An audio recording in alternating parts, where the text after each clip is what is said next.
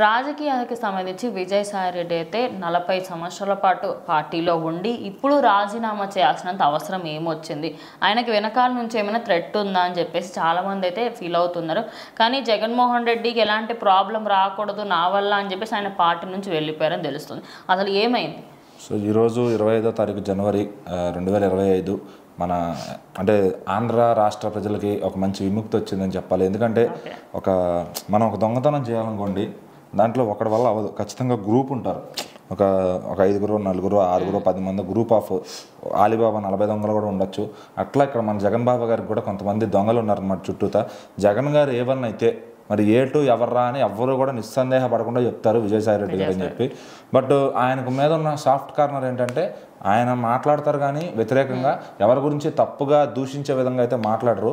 So ఆయనకున్న అది ఒక గొప్ప క్వాలిటీ అని చెప్పొచ్చు. బట్ ఆయన ఏంటంటే ఈ దోచుకోవడంలో, ఈ కరప్షన్లో పిహెచ్డీలు చేస్తారనమాట. సో ఖచ్చితంగా ప్రజల దగ్గర నుంచో దోచుకునేవ్వండి, గవర్నమెంట్ సొమ్ము దోచుకునేవ్వండి, ఏ రూపమైనా అది దోచుకోవడంలో జగన్ గారికి ట్రైనింగ్ అంటే ఇంకా ఈయన కూడా ఏమన్నా అనే స్థాయిలో ఒకప్పుడు చేశారు. ఎలా అంటే జగన్ గారు దాచుకునే డబ్బుకి ఈయన ఏకంగా సూట్ కేసులు కంపెనీ పెట్టారు.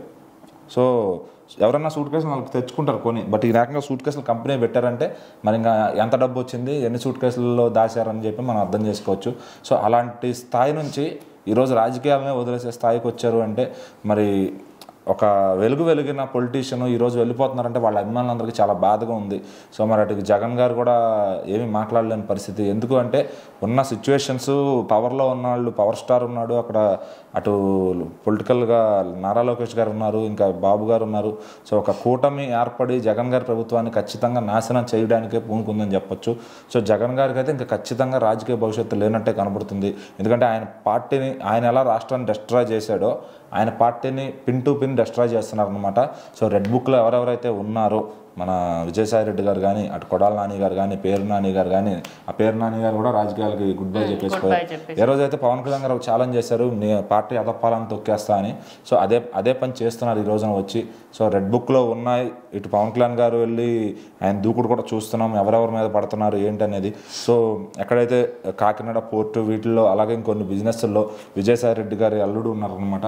ఆయన ఇన్వాల్వ్మెంట్తో ఇప్పుడు ఆయన్ని అరెస్ట్ చేసే పరిస్థితులు అయితే ముందు రాబోతున్నాయి. సో మరి ఆయన అరెస్ట్ చేస్తే విజయసాయిరెడ్డి గారి పేరు వస్తుంది, ఆయన సపోర్ట్తో చేశాడని. మళ్ళీ ఆయన దగ్గర నుంచి జగన్ గారికి వస్తుంది. మొత్తం ఎటు చూసినా కూడా ఇప్పుడు మొత్తం ఇరుక్కుపోయారని చెప్పొచ్చు వీళ్ళంతా కూడా. సో మరి పవన్ కళ్యాణ్ గారు ఏదో మనం అనుకోవచ్చు ఇంటర్వ్యూ స్విచ్ ద సిప్ ఏదేదో అంటున్నాడని. బట్ ఆయన చేసే ప్రతిదీ కూడా ఎక్కడెక్కడైతే ఈ వైసీపీలో వాళ్ళు చేస్తున్న దౌర్జన్యాలు ఉన్నాయో వాటిని టార్గెట్ పెట్టుకుని ఒక్కొక్కటే పిన్ టు పిన్ లాగుతున్నారనమాట. అవి ఈరోజు కాకపోయినా రేపటికన్నా కదులుతాయి. సో మరి ఇప్పటికి ఆల్రెడీ భయంతోనే చాలామంది పార్టీ నుంచి కాదు రాజకీయాల నుంచి వెళ్ళిపోతున్నారు. ఒక పేరు నాని గారు, ఒక పోసాని కృష్ణమురళి గారు, ఇప్పుడు ఈయన. సో నెక్స్ట్ వస్తుంది ఇంకా మెల్లగా రోజమ్మ కూడా వెళ్ళిపోయే ఛాన్స్ వస్తుంది. ఆమెకి నోరు ఉంది కాబట్టి ఇంకా బతుకుతుంది, నోరు లేని వాళ్ళందరూ ఖచ్చితంగా వెళ్ళిపోవడమే రాజకీయాల నుంచి.